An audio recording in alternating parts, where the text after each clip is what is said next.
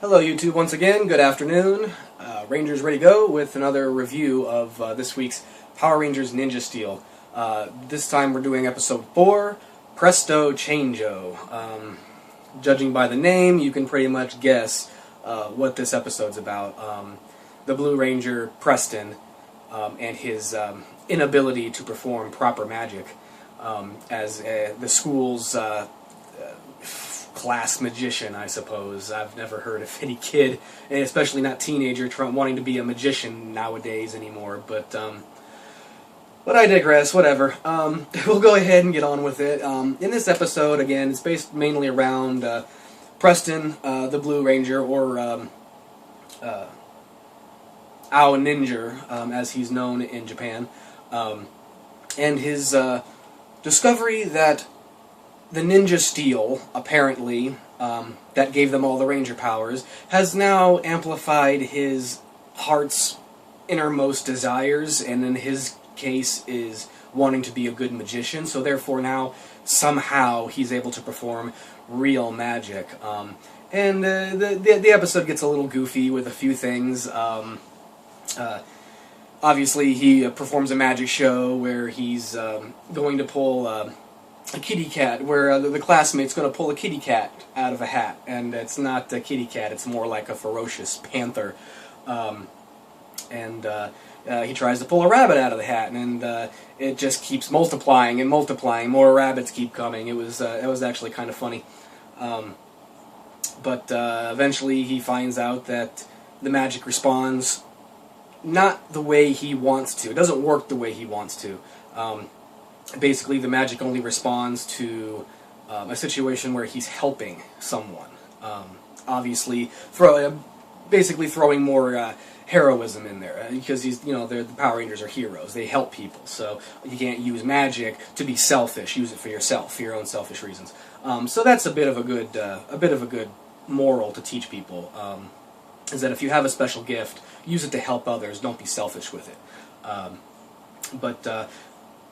Let's go ahead and move on to a couple other things. The monster in this, the monster that the Rangers have to battle, he uses a weird ability to where he sprays them with a mist, and then the Rangers get all slow and sluggish. Basically, like time is slowing down for them, while everyone else, the world around them, is still moving full speed. So, obviously the monster did this to try to steal their ninja stars, obviously much easier, which he does, but they just get stolen right back. The monster says they stole them back. Well, you can't really steal something back that already belongs to you. So basically, the Rangers get their ninja stars back. They reverse the monster's ability to slow them down, and they get back to full speed. The Rangers meet the main villain of this series, which I'm still not quite sure on his name. They just keep calling him the Champ. He's their intergalactic champion. So he does have a name. I just can't remember it off the top of my head. Like I said, I don't do any scripts or anything. I don't write any of this down. I'm just going by off of what I saw just a few hours ago. So,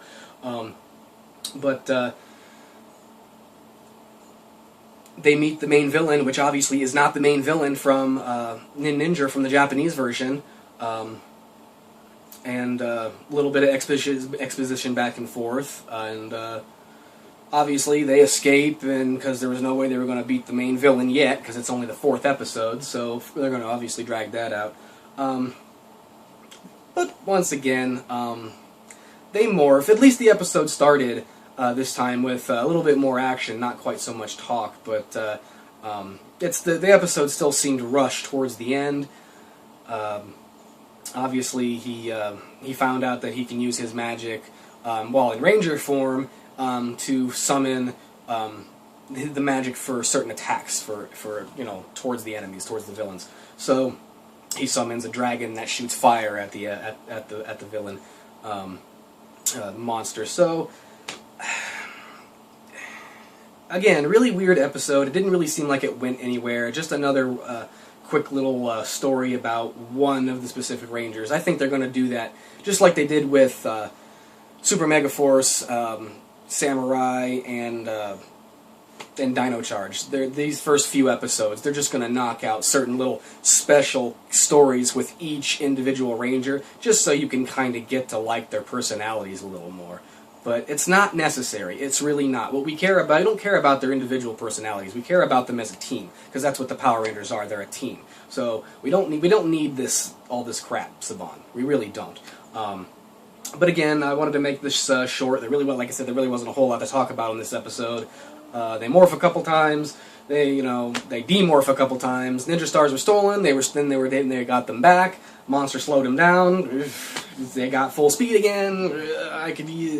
And then it's in the same formula over again. They morph at the end, summon their Megazords, enter their Ninja Master Mode, and then they finish them off as usual.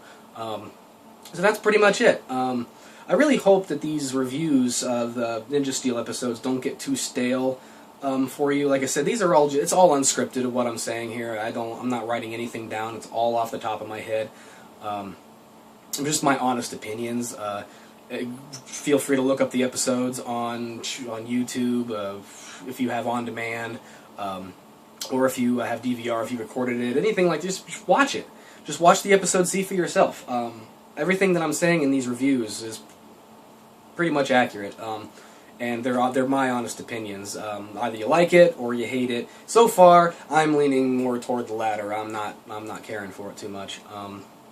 I'm still hoping that it'll get better as it goes along. I am right now in the process of watching Ninja, the Japanese series, and so far I'm on episode, I think, 11 on that, so I'm a little further ahead on that than I am the Power Rangers Ninja Steel. But so far, I can already tell you that Ninja it's up there. It's a really good series.